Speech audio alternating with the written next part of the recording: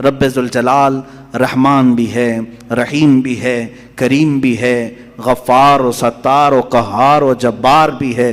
اس کی 99 صفات پر اگر ہم ذکر کرتے چلیں، روز ایک صفت پر ذکر ہو جائے گا، راتیں تمام ہو جائیں گی۔ قرآن نے خود کہا ہے دنیا کے سارے درخت قلم بن جائیں اور سمندر سیاہی بن جائیں، اور اللہ کی تعریف و توصیف لکھنا چاہیں، سمندروں کی سیاہی سوکھ جائے گی، یہ درختوں کے قلم بنے ٹوٹ جائیں گے، ما نفدت کلمات اللہ، اللہ کے کلمات کو پھر بھی مکمل نہیں کیا جا سکے گا۔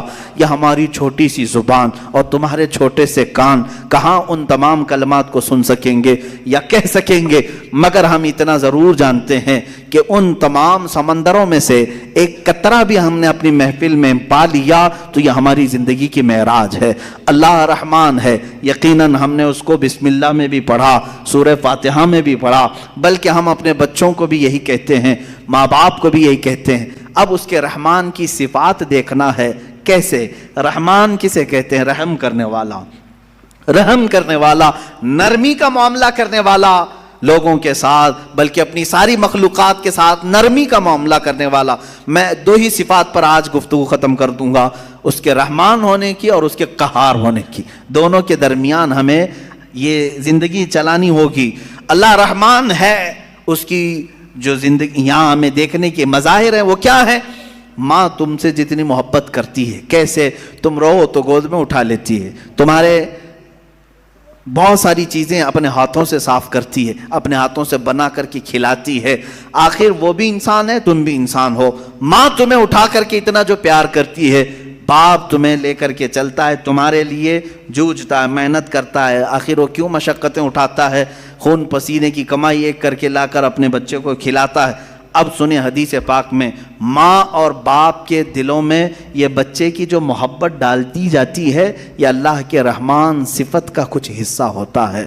یہ اس کی صفت کا تھوڑا سا حصہ جب اللہ ماں اور باپ میں ڈالتا ہے تو وہ بچوں سے اس قدر پیار کرنے لگ جاتے ہیں۔ اگر وہ رحمت کی صفت مولا ماں اور باپ کے سینے سے نکال دے تو ہر باپ اپنے بچے کو قتل کرنے پر بیٹھ جائے، ماں اپنے بچے سے دوری اختیار کر لے۔ ایسا نہیں ہوتا، ماں بوڑھی ہو جائے یا بچہ اس کا بوڑھا ہو جائے پھر بھی ماں اس بوڑھے بچے کو بھی سینے سے لگاتی ہے، اس کے پسینے دیکھنا نہیں چاہتی، اس کی جبینوں پر خم نہیں دیکھنا چاہتی۔ یہ ماں کے اندر جو ہلکی سی بھی محبت آپ دیکھتے ہیں، یہ رب ذوالجلال کے رحمان کا اس کے مظاہر میں سے ایک مظہر ہے۔ اب اندازہ کرو اللہ تبارک و تعالیٰ اپنے بندوں سے کس قدر رحم کا معاملہ فرماتا ہے۔ آج ہم جو بیٹھے ہیں یہ بھی تو اس کے رحم کا ہی معاملہ ہے، اس کے رحمان ہونے کا ایک بین ثبوت ہے۔ ہم حضرت ابو بکر شبلی رضی اللہ تعالیٰ توجہ جاتا ہوں، سلسلہ قادریہ کے بہت بڑے بزرگ ہیں۔ آپ سے پوچھا گیا کہ حضور سنا ہے کیا آپ کی بہت ساری کرامتیں مشہور ہیں، کوئی کرامت ہمیں بھی دکھائیں۔ توجہ، بہت سارے لوگ کرامت کے نام پر گمراہ بھی ہوتے ہیں۔ لوگوں کو ایسا لگتا ہے کہ کہیں جیب میں سے جلیبی نکال کر کے کھلا دے، ابھی کیا ابھی وہی پیر کرامت والا ہے، اچانک کچھ نکال کے دکھایا ہے۔ حضرت ابوبکر شبلی نے تو ایک الگ ہی کرامت بتائی۔ کیا کرامت بتائی جانتے ہیں؟ حضرت ابوبکر شبلی فرماتے ہیں میاں ہمارا اس زمین پر زندہ چلنا پھرنا ہی بڑی کرامت ہے۔ کہا کیوں؟ کہا ہم اتنے گنہگار ہیں کہ زمین پھٹ جائے اور ہم دھس جائے، پھر بھی زمین نہ پھٹتی ہے نہ ہم دھستے ہیں۔ یہ اللہ تعالیٰ نے کرامت ہی تو دیا ہے، یہ کرامت تو اللہ نے سب کو دیا ہے، یہ رحم کا معاملہ اللہ نے سب کے ساتھ کیا ہے، آپ کے ساتھ بھی، بلکہ ان کے ساتھ بھی کیا جو اسے مانتے بھی نہیں ہیں، جو اسے گالیاں دیتے ہیں، ان کے ساتھ بھی رحم کا معاملہ کیا۔ سیدنا ابراہیم علیہ الصلوۃ والتسلیم کے ساتھ ایک معاملہ پیش آیا، آپ بغیر مہمان کے کبھی کھانا نہیں کھاتے تھے، 2 دن بھی اگر کوئی مہمان نہیں آتا تو آپ کھاتے نہیں۔ ابراہیم علیہ السلام 2 دن تک بھوکے رہے، تیسرے دن ایک مہمان ملا، اسے لے کر کے آ کے دسترخوان پر بٹھا دیا، کہا کہ آپ ہمارے گھر کے مہمان ہیں، اب کھانا بنائے گا، اچھا دسترخوان پر، کہا چلو بسم اللہ کرو کھاؤ۔ وہ دہریہ تھا، ملحد تھا، کہا کون سا اللہ، میں اللہ کو نہیں مانتا۔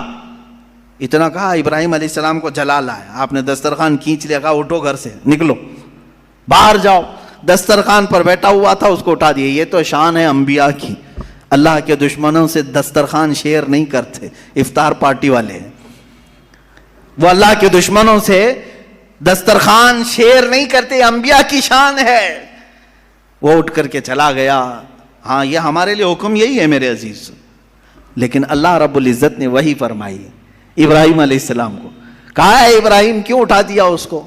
50 سال کا تقریباً ادھیڑ عمر کا آدمی تھا. کہا کیوں اٹھا دیا؟ کہا ہے مولا وہ تیرا نام نہیں لینا چاہتا, میں اس کو دسترخوان پر کیسے بٹھاؤں؟ رب ذوالجلال نے فرمایا اے ابراہیم پچھلے 50 سال سے میں اسے ویسے ہی کھلا رہا ہوں, جبکہ وہ کبھی میرا نام نہیں لیا. آج تمہارے دسترخوان پر ایک بار اس نے نام نہیں لیا, تم نے اٹھایا. میرے عزیزو اس کا مطلب یہ نہیں ہے کہ اس کا نام نہ لے تو بھی ہم کھلائیں, وہ تو سنت الہیہ ہے, وہ مولا کریم کی صفات ہے. لیکن انسان کے اخلاق تو یہی ہے کہ انسان اپنے رب سے اگر محبت کرتا ہے تو اللہ رب العزت کے دشمنوں سے کبھی دوستی نہیں کر سکتا. قرآن بھی یہی کہتا ہے یا ایھا الذین آمنوا لا تتخذوا عدوی وعدوکم اولیاء, اے ایمان والو میرے دشمنوں اور اپنے دشمنوں کو دوست نہ بناؤ. یہ انہی آیات میں سے ہے جن 26 آیاتوں میں سے نکالنا چاہتے ہیں. آئیں گے انشاءاللہ, وہ ٹاپک بھی آئے گا انشاءاللہ. قرآن پاک کی جن 26 آیات پر لوگوں کو تو یعنی پیٹ میں مروڑ ہوتا ہے, پیٹ میں مروڑ ہوتے ہیں. ان آیات میں سے ایک آیت یہ بھی ہے, سورہ ممتحنہ کی پہلی آیت ہے. اللہ فرما رہا ہے اے ایمان والو لا تتخذوا عدوی وعدوکم, میرے دشمنوں کو اور اپنے دشمنوں کو اولیاء یعنی دوست نہ بناؤ. میرا رب نے اتنا حکم کیا دیا, ان کو تکلیف شروع ہو گئی. قرآن جو ہے نفرت سکھاتا ہے, قرآن نفرت. یہ تمام انشاءاللہ العزیز زندگی باقی رہی یہ 26 آیتوں کا جو مضمون ہے یہ ان کی کتابوں سے بھی میں نکال کے دکھاؤں گا. سیم ٹو سیم چیزیں, سیم ٹو سیم چیزیں وہاں پر بھی موجود ہیں. تو پیدا کرو کسی اور وسیم گندے رافضی کو جو وہاں سے بھی نکال سکے. عزیزان گرامی وقار, بات میں عنوان سے ہٹ نہ جائے اس لیے میں عرض کروں گا وہ رب ذوالجلال رحمان ہے, اور اس کے رحم کا معاملہ تو ہے, اس کے رحم کا معاملہ ہے کہ آج جس طرح سے لوگ ہمیں پیش کرنا چاہ رہے ہیں کہ یہ ایک ڈراؤنی شکل ہماری بنا کر کے اسلاموفوبیا یعنی مسلمانوں سے لوگوں کو ڈرانا, یہ اگر تمام دوسرے قوموں کی طرح بھی ہو جاتے تو میرے عزیزو یہ سب کا جینا حرام کر کے رکھتے.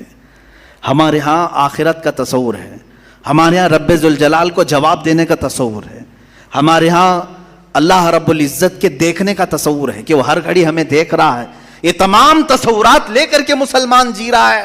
تم کہہ رہے ہو یہ آتنکوادی ہے, دہشت گرد ہے, اور جو اس طرح سے کر رہا ہوگا اس کا تصور ختم ہو چکا ہوگا. ہمیں تو اللہ رب العزت کے ہونے کا اتنا احساس ہے کہ رات کے اندھیرے میں بھی ہم ڈرتے ہیں کوئی ایک گندی تصویر بھی دیکھنے کے لیے, جبکہ کوئی نہیں دیکھ رہا ہے. اس لیے کہ مسلمان اس عقیدے کے ساتھ جیتا ہے کہ اللہ لا الہ الا هو الحی القیوم لا تأخذہ سنۃ ولا نوم.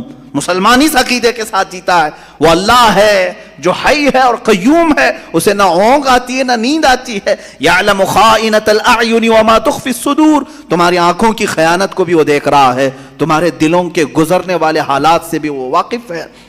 ہم اس تصور کے ساتھ اس عقیدے کے ساتھ جی رہے ہیں. بہرحال میرے عزیزو اس کے رحمان کی صفات بے شمار ہیں, بے شمار ہیں, اور اس کے کام حکمت کے ہوتے ہیں.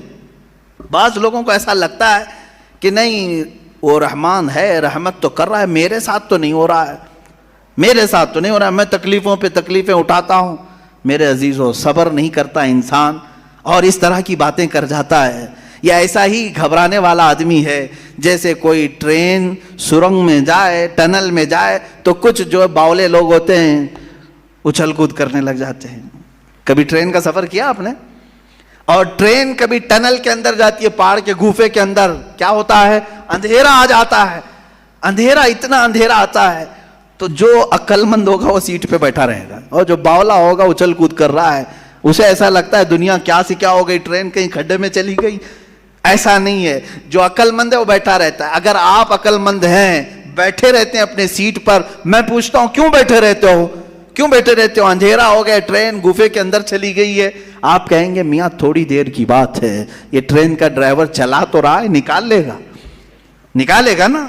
ٹرین نکل کر کے باہر آ جاتی ہے تو آپ کہتے اجالا تو آ گیا. اے میرے عزیز ٹرین کے چلانے والے پر تجھے اتنا یقین ہے سیٹ چھوڑ کر اٹھتا نہیں. اس طرح تیری زندگی میں جب مصیبتوں کا کبھی اندھیرا آتا ہے یقین کر وہ رب ذوالجلال پھر اجالوں میں لائے گا.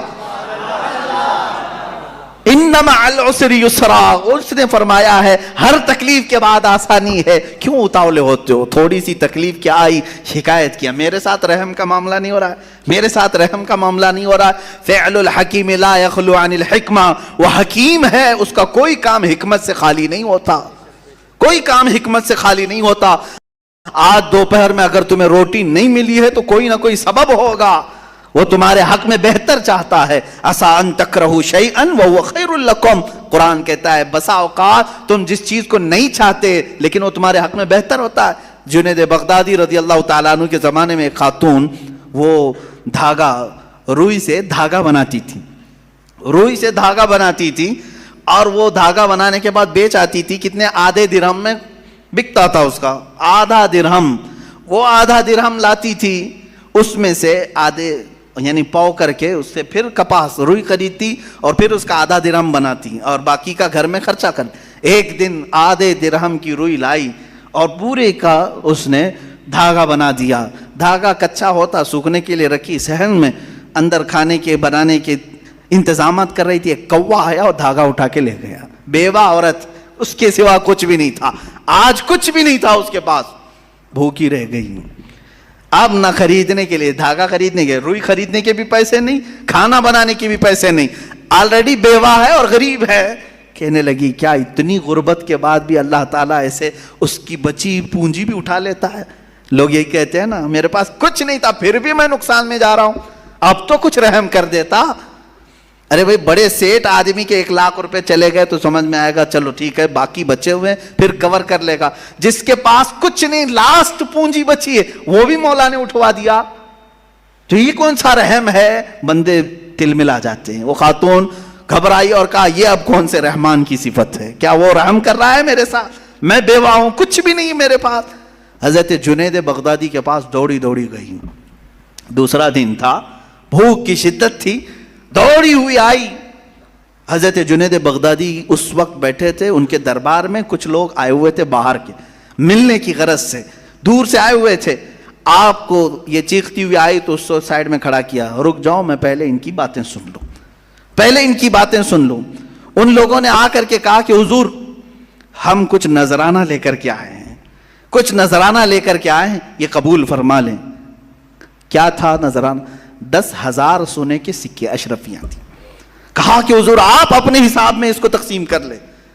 हजरत जुनैद बगदादी रदी अल्लाह तआला अन्हु ने वो 10,000 अशरफियां लिए और पूरे के पूरे उस औरत को दे दिया। वो औरत अभी कुछ कहने वाली थी, उसके कहने से पहले आपने दे दिया। कहा इसको पकड़ो।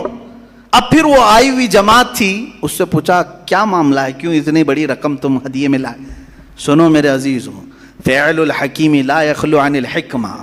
वो कहते हैं हम समंदर के सफ़र पर थे, कश्ती में बैठे थे, आ रहे थे, अचानक हमारी कश्ती फट गई, कश्ती में सुराख आया, पानी अंदर आने लग गया।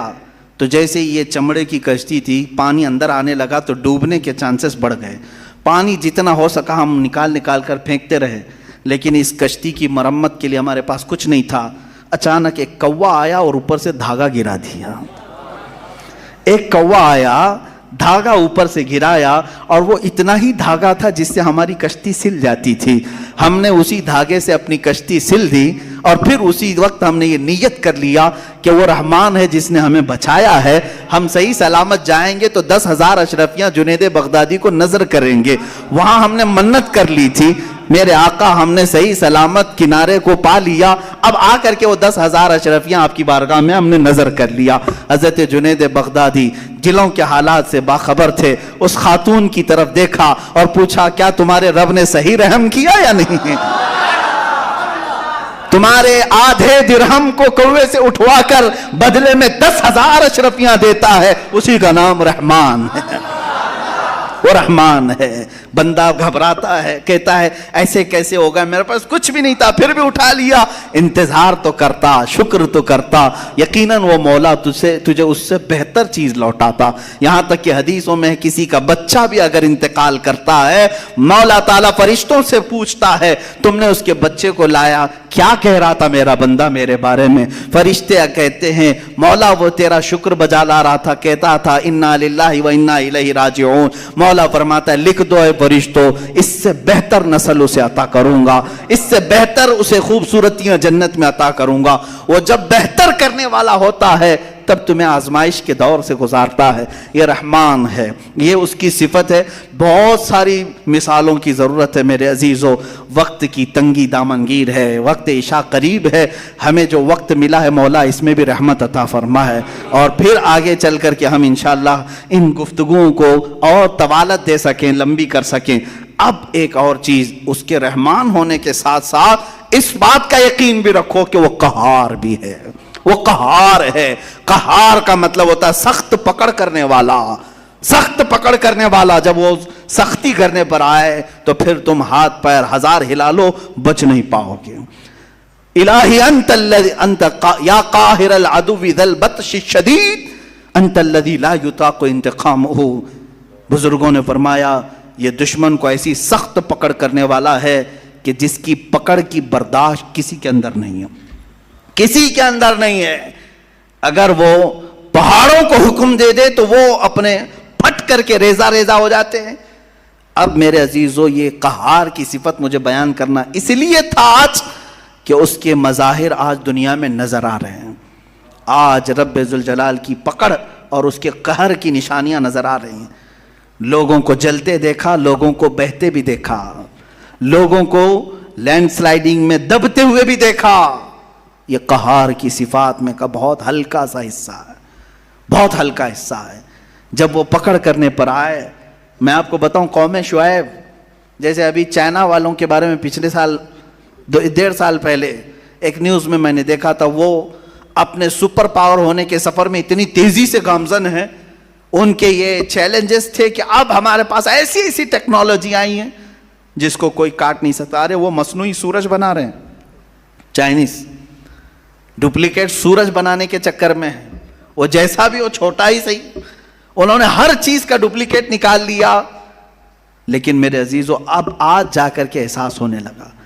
مجھے ابھی چند دنوں پہلے کسی نے کہا تھا کہ ان کے تو چیلنجز تھے کہ ان کی ٹیکنالوجی کو کوئی چیلنج نہیں کر سکتا اس وقت پوری دنیا میں، اس قدر ہتھیاروں میں ہو، ٹیکنالوجی میں ہو، ہر چیز میں۔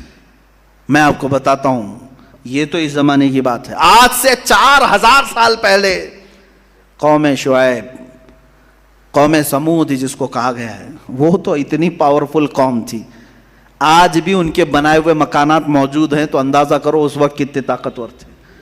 وہ پورے پہاڑ کے پورے پہاڑ جو پتھروں کے پہاڑ ہوتے ان کو کھود کر کے نقشہ دیتے تھے، اور اسی میں دروازے، اسی کے اندر پورے ہال، کمرے، سب کچھ بنا لیتے تھے ایک اکھنڈ پہاڑ کو کاٹ کر کے۔ اب مجھے یہ بتاؤ کہ وہ لوگ آج سے 4000 سال قبل، جبکہ کوئی ہائیڈرولک مشین نہیں، کوئی پتھروں کو نقش دینے والا آلہ نہیں، اس وقت کرتے تھے تو کیا ٹیکنالوجی استعمال کیا ہوگا۔ آج بھی مدائن صالح، مدائن اولا جو سعودی عرب میں ہیں، وہاں پر یہ سب نشانیاں موجود ہیں، آج بھی موجود ہیں، وہ پہاڑ ویسی ہیں۔ حضرت شعیب علیہ السلام نے اس قوم کو جب ڈرایا تھا کہ باز آؤ اللہ کی نافرمانی سے، باز آؤ ناپ تول میں کمی کرنے سے، گناہوں سے توبہ کر لو، اس قوم نے کہا اگر نہیں باز آئے تو کیا کر لیں گے آپ؟ کہا اللہ کا عذاب آئے گا۔ کہا کیسا عذاب آئے گا؟ انہوں نے اپنے ماضی کے عذابات کو بتایا۔ دیکھا نہیں نوح علیہ السلام کی قوم کو مولا نے سیلاب سے غرق کر دیا۔ اس قوم نے کہا آنے دو، کوئی مسئلہ نہیں، ہمارے پہاڑ بہت اوپر ہیں اور یہاں تک سیلاب کا اثر نہیں ہو سکتا۔ کہا کیا تمہیں معلوم نہیں لوط علیہ السلام کی قوم پر پتھروں کی بارش ہوئی، نوکیلے پتھر؟ تو اس قوم نے کہا آنے دو، پتھر برسیں گے، ہمارا گھر بھی پتھر کا ہے، پہاڑ پورا پتھر کا اور گھر پورے پتھر کے۔ اگر آسمان سے پتھروں کی بارش ہو تو بھی کچھ نہیں ہونے والا ہے، زمین پہ سیلاب آئے تو بھی کچھ نہیں ہونے والا ہے، اتنے مضبوط تھے ان کے گھر۔ پھر شعیب علیہ السلام نے کہا تمہیں معلوم نہیں اللہ ہواؤں کا عذاب بھی بھیجتا ہے۔ ہوائیں اس قدر تیز چلتی تھی کہ لوگوں کی چھتیں اڑ جاتی، انسان کے ٹکڑے ہو جاتے تھے۔ اس قوم نے کہا کہ ہوائیں بھی ہمارے گھروں کا کچھ نقصان نہیں کر سکیں گی، پہاڑوں کو ہلا نہیں سکیں گی۔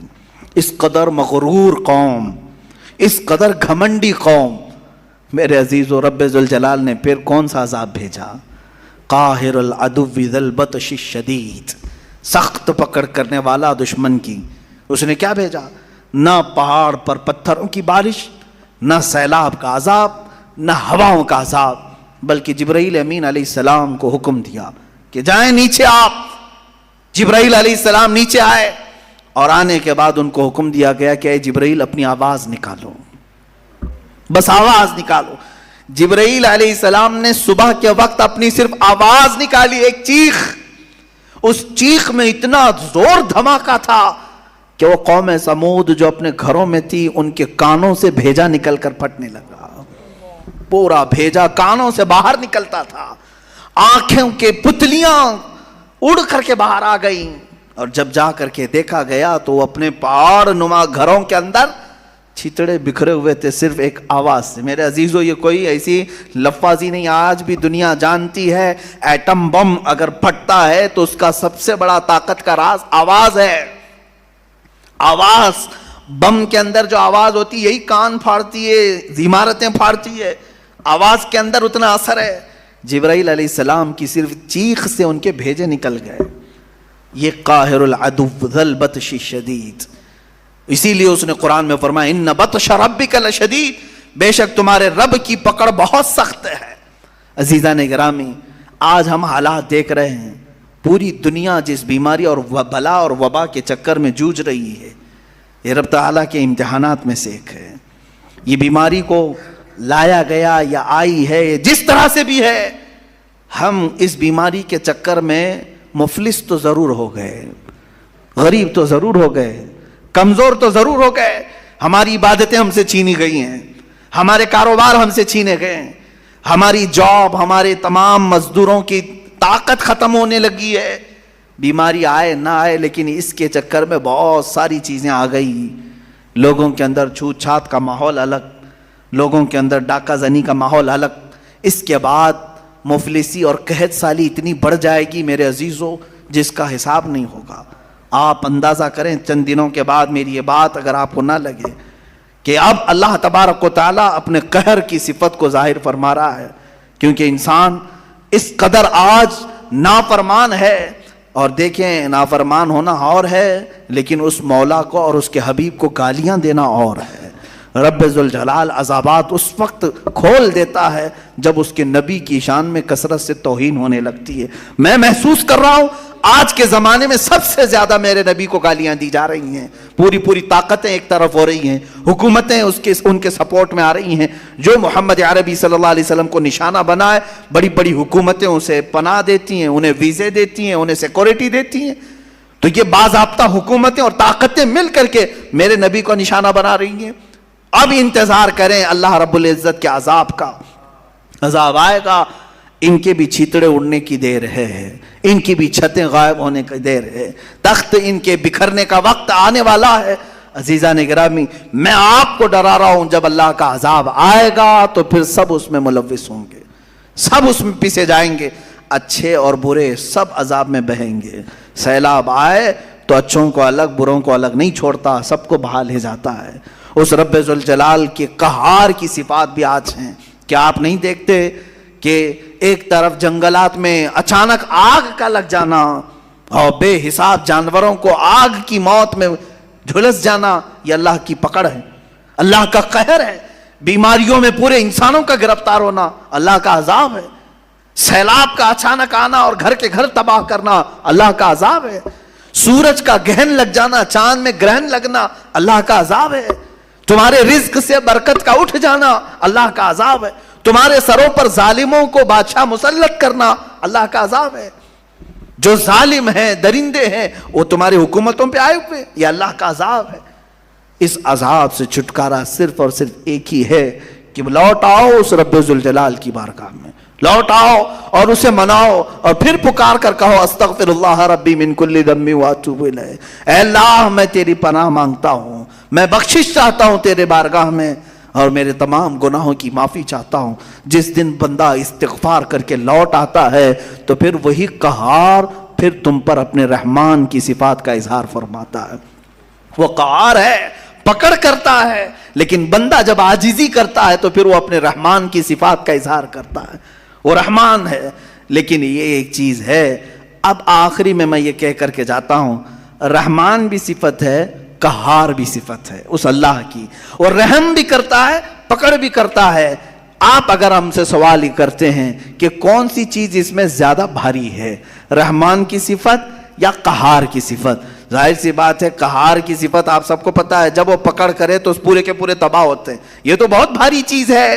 لیکن حدیث پاک میں ملتا ہے، رب ذوالجلال نے حضور کی زبان پر ارشاد فرمایا، اللہ فرماتا ہے میری رحمت نے میرے غصے پر غلبہ کر لیا ہے۔ رحمان کی صفت قہار کی صفت پر غالب ہے، وہ رحم زیادہ فرماتا ہے، قہر کم کرتا ہے۔ بہرحال اللہ رب العزت کی بارگاہ میں ہم عریضہ پیش کرتے ہیں، مولا تو اپنے قہر سے ہم غریبوں کو بچا لے، ہم سب کو اپنے قہر سے آزاد فرما، اس پوری دنیا میں پھیلی ہوئی بلا اور وبا کو دور فرما دے۔ اے کریم خدا تو اپنے رحمان کی صفات اور رحیم کی صفات کا اظہار مولا ہم سب گنہگاروں پر عطا فرما، ہم سب پر رحم فرما، کرم فرما۔ اے کریم خدا جو بیمار ہیں انہیں شفا عطا کر دے، جو انتقال کر چکے ان کی مغفرت فرما دے۔ مولا ہم سب کو جب تک تو دنیا میں رکھ تیری عبادت کرنے کی توفیق بخش، آخری سانس تک مولا تیرا ذکر ہماری زبانوں پر جاری و ساری فرما۔ جب دمیں واپسی ہو یا اللہ، جب دمیں واپسی ہو یا اللہ، لب پہ جاری ہو بس لا الہ الا اللہ محمد رسول۔